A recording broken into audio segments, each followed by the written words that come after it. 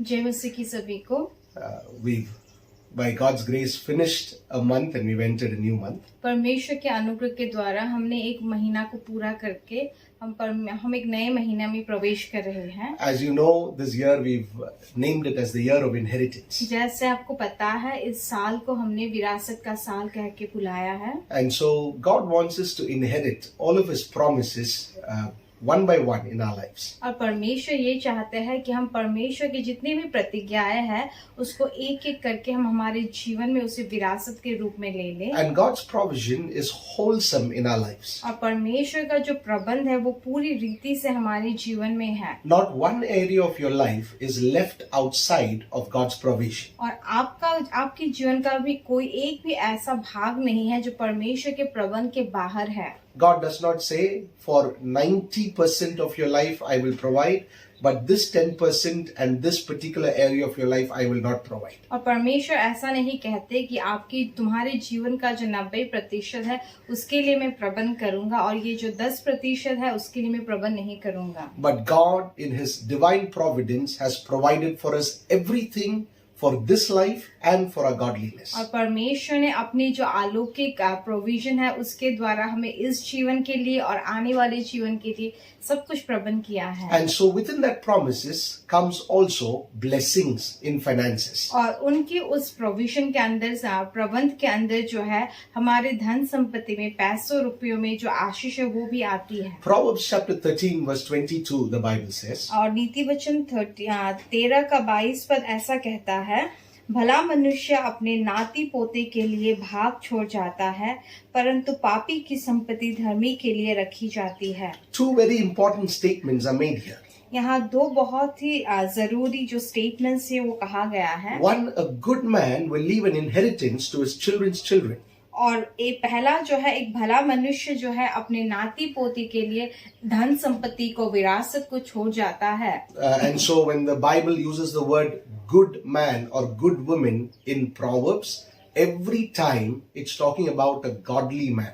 और जब भी वचन में नीति वचन में जब भी एक भला मनुष्य एक भली स्त्री अगर ये शब्द इस्तेमाल किया जा रहा है तो हर वक्त ये जो है ये परमेश्वर का डर मानने वाला एक पुरुष या महिला के बारे में कहा जा रहा है। When the Bible says he who finds a good wife finds favor with the Lord, what it means is he who finds a godly wife finds favor with the Lord. और जब वचन ये कहती है कि जिसको एक भली स्त्री मिलती है उसने परमेश्वर से अनुग्रह पाया है, तो उसका अर्थ ये है कि जिसको परमेश्वर का डर मानने वाली स्त्री मिलती है उसको परमेश्वर के नजर में अनुग्रह मिलता है। And so godliness is something that brings a blessing into your life that will not only last for your lifetime, but it will continue to be there as a blessing even to your grandchildren. और परमेश्वर का जो डर और भय मानने वाला और परमेश्वर के राह में चलने वाला एक बात जो ऐसी प्रकार है, ये बस आपके जीवन में आशीष को लेके नहीं आएगा, पर ये आपके नाती पोती के जीवन में भी आशीष को लेके आएगा। For some people,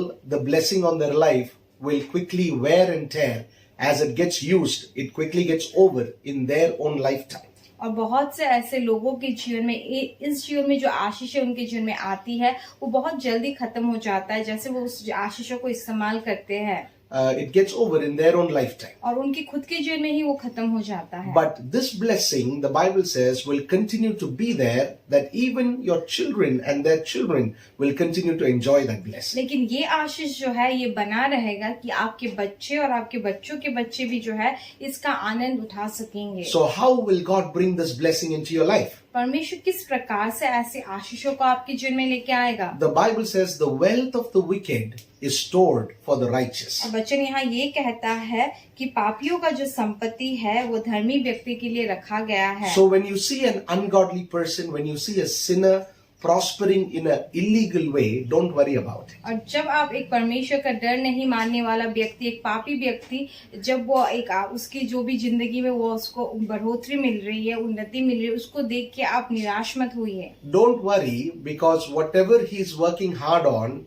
he is storing it so that in the due time God will transfer it into your life. और इसीलिए चिंता मत कीजिए, क्योंकि जो भी वो मेहनत करके कमा रहा है, परमेश्वर जो है उसको बचा के रख रहा है, क्योंकि जब समय आएगा परमेश्वर उस धन को आपके नाम में ट्रांसफर करेंगे। So the good news is this. और इसीलिए अच्छी जो समाचार है वो ये है, As you inherit the blessings of God, जैसे आप परमेश्वर के आशीषों को अपने जीवन में लोगे, you will also leave an inheritance for your children's children. आप भी अपना जो भी आशीष है, जो विरासत है, वो अपने बच्चों के बच्चे के लिए छोड़ के जाओगे। And so we receive an inheritance and we leave an inheritance. और हम एक जो विरासत है उसे पाते हैं और उसी विरासत को हम फिर छोड़ के भी जाते हैं। And the wicked, even though they prosper, they are storing it up so that God will take that and give it into your life. और अधर्मी व्यक्ति अगर वो उन्नति पा भी रहा है, वो इसीलिए उसे स्टोर कर रहा है, उसे बचा के रख रहा है, ताकि वो एक धर्मी व्यक्ति को दे के जाए। So be encouraged to continue to live a godly life. इसीलिए आप उत्साहित हो जाइए, एक